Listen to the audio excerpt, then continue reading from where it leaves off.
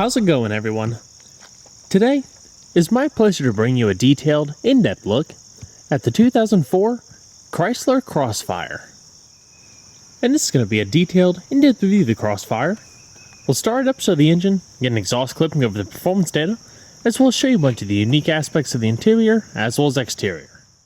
And before we begin, I'd like to take a moment to extend a big thanks and special shout out to my dad's dealership, Car Connections Incorporated, located in Reidsville, North Carolina, for providing the Crossfire featured in today's video.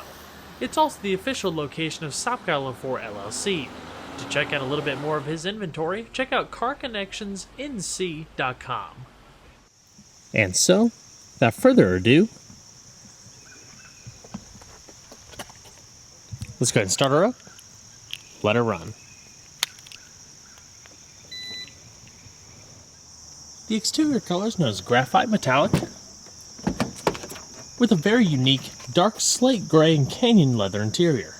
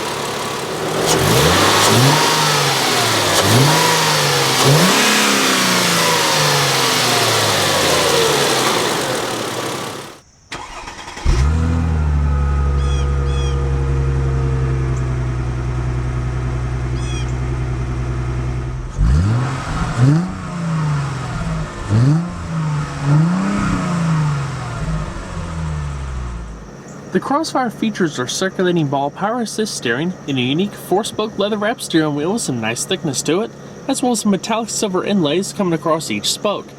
The car steering is also delightfully tight and has a hint of German to it, which makes sense because many of the Chrysler Crossfire's components are derived from the Mercedes SLK back when Daimler Chrysler were partnered together. Now, the Crossfire can be ordered with two different optional gearboxes, one being a standard 6-speed manual, but a little bit more common is the optional 5-speed automatic like we see here. Manual shiftability down below via the little auto stick feature, as well as winter and standard modes. In normal day-to-day driving, you'll pretty much use standard, but in snow and ice conditions where more traction is needed, you switch it over to winter mode. And when you start the vehicle from a stop, it'll automatically start rolling in second gear rather than first to eliminate some possible wheel slippage. Also, when you go in reverse, there's also a little second reverse gear that also eliminates a little bit of wheel slippage, so you gain a little bit extra traction for it. But, like I said, during normal day-to-day driving, especially during the summertime, you don't really want to leave it in winter mode because since it starts the vehicle in second gear, it'll kind of limit performance and off-the-line acceleration, so just leave it in standard mode unless the traction scenario really necessitates using the winter mode. And so we're going to flip on the headlamps, as well as the fog lamps, and the hazards. Both windows are automatic down. And we're going to check out the exterior, shall we? The Chrysler Crossfire is a 2-seat, rear-wheel drive sports car produced from 2004 to 2008.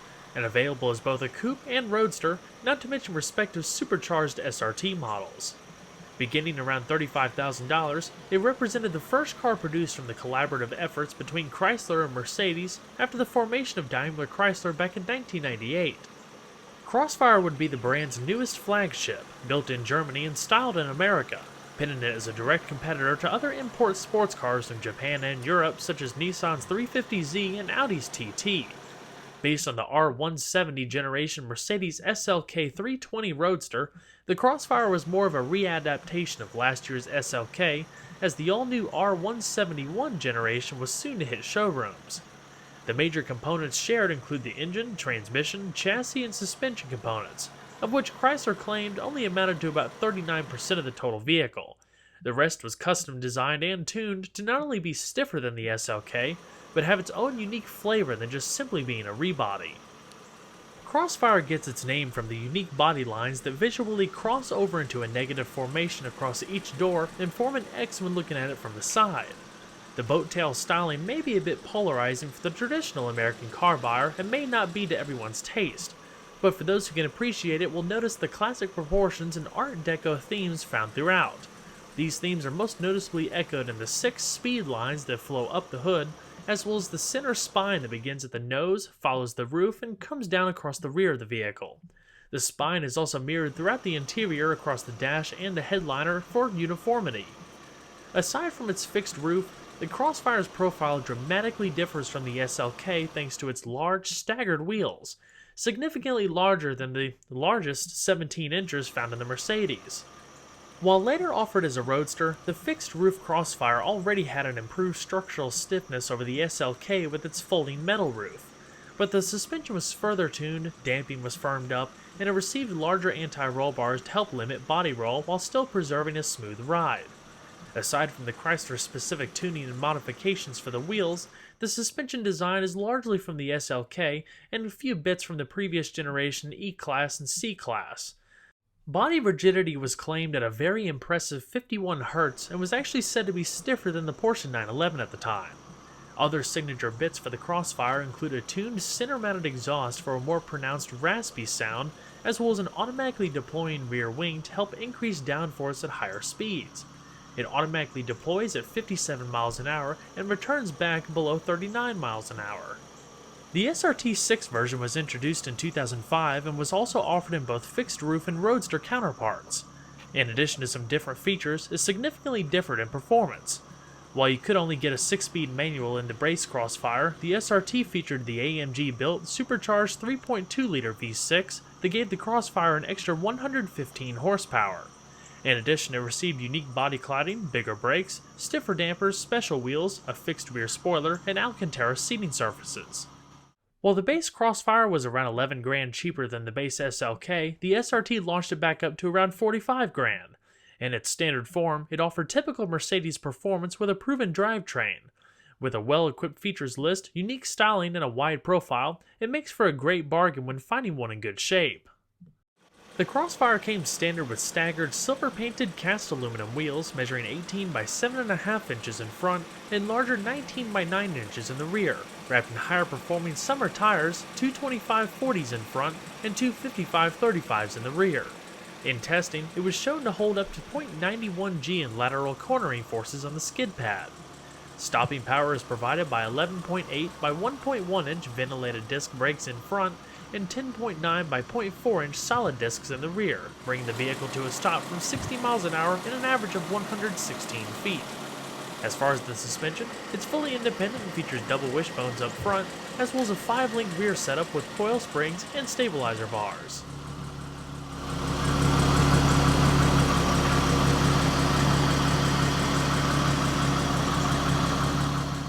Overall length is 159.8 inches with a width of 69.5 inches and a height of 51.4 inches and shares the exact same wheelbase as the SLK. Total curb weight is around 3,100 pounds. And we're going to pop the hood. Being that the Crossfire takes many of its underpinnings from the Mercedes SLK 320, you'll also see familiar Powerplant in the form of an all-aluminum 3.2-liter V6 that drives the rear wheels. It's a single overhead cam engine with 3 valves per cylinder, dual variable valve timing, hydraulic lifters, and port fuel injection. With a 10-to-1 compression ratio, the engine produces a respectable 215 horsepower at 5,700 RPM and 229 pound-feet of torque at 3,000 RPM. Max RPM's cap is 6,000. These numbers translate to 0 to 60 times of 6.5 seconds, with quarter-mile times of 14.8 seconds at 96 miles an hour, with a drag-limited top speed of 151 miles an hour. It isn't necessarily a fast or rev-happy vehicle, but it is peppy when cruising around town. The power is delivered smoothly with a throaty engine note. Fuel economy is also pretty reasonable too, I would say. With a 15.9 gallon tank, it requires premium fuel, and returns miles per gallon ratings between 18 city and 27 on the highway. The interior of the Crossfire was nothing like the rest of Chrysler's lineup at the time. It's a blend of Mercedes technology with unique designs specific to the Crossfire that give it a stylish, upscale look without having to pay the cost of an SLK. The majority of the touchpoints found throughout are covered in soft material, whereas bright silver-painted trim covers the majority of the center console aside from the metal gear lever. Two-tone color schemes and a nice list of standard equipment make it quite attractive for the price point. The doors also feature stitched center portions with side airbags and storage nets down below.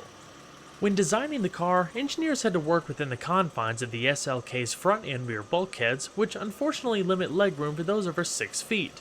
However, the domed roof does allow for good headroom once you're inside. But thanks to the boat tail roofline, rearward visibility also takes some getting used to. The sporty leather bucket seats provide a nice amount of support and good overall comfort for a sports car. The Chrysler logo is embossed on the top of the fixed headrests, and it also features color accent stitching with a unique pattern coming across the middle portion of the seats that kind of give a perforated look to them. The seats are also power adjusting.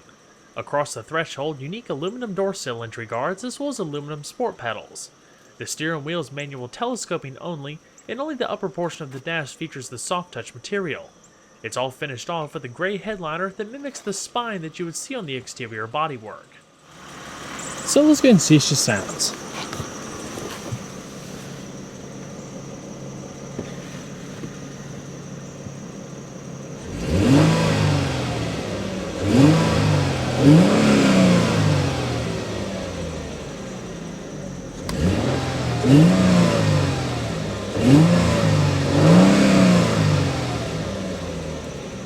There is a rev limiter and park and neutral around 4,000 RPM.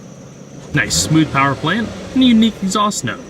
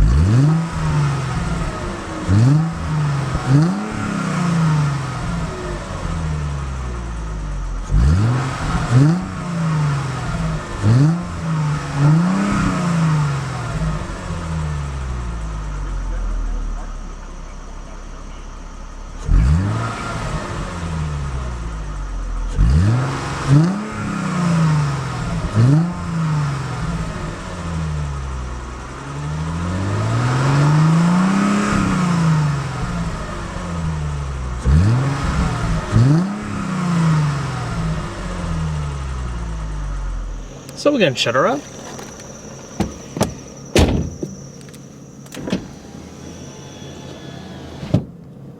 The Crossfire comes standard with a 240 watt premium Infinity audio system, AM/FM with an in-dash CD player. Audio quality and clarity is fantastic, especially for 2004, with deep, rich lows and a nice balance of treble. It also has this quote-unquote luxury feature that gradually fades in and out the radio when you're changing between stations or turning the vehicle on and off, so it's not an abrupt sound change. You do have side curtain airbags, as well as visors up top with rear view mirrors and a little bit of a card holder. You also have an auto-dimming rear view mirror and your interior illumination and reading lamps located up top.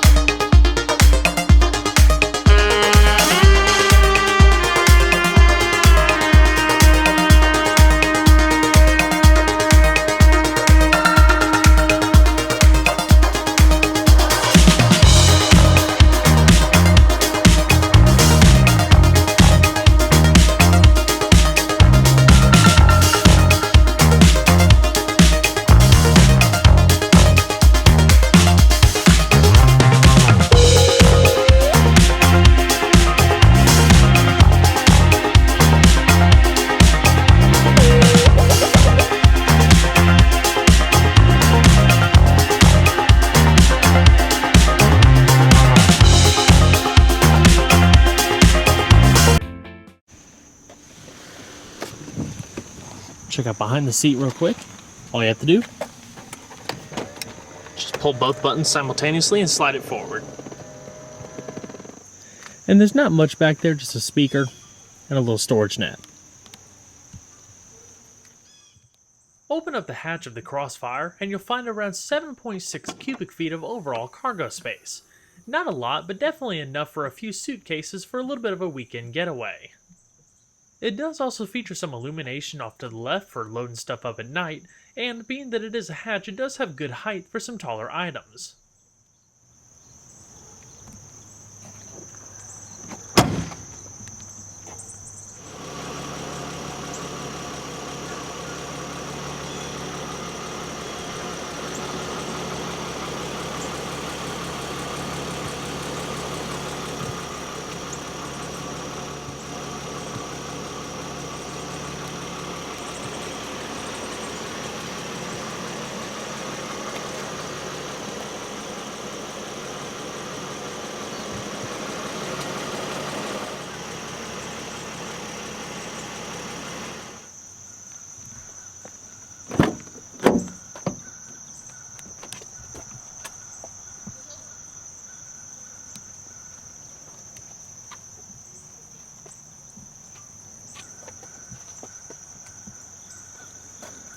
The passenger seat also features the same power adjustments that you found on the driver's.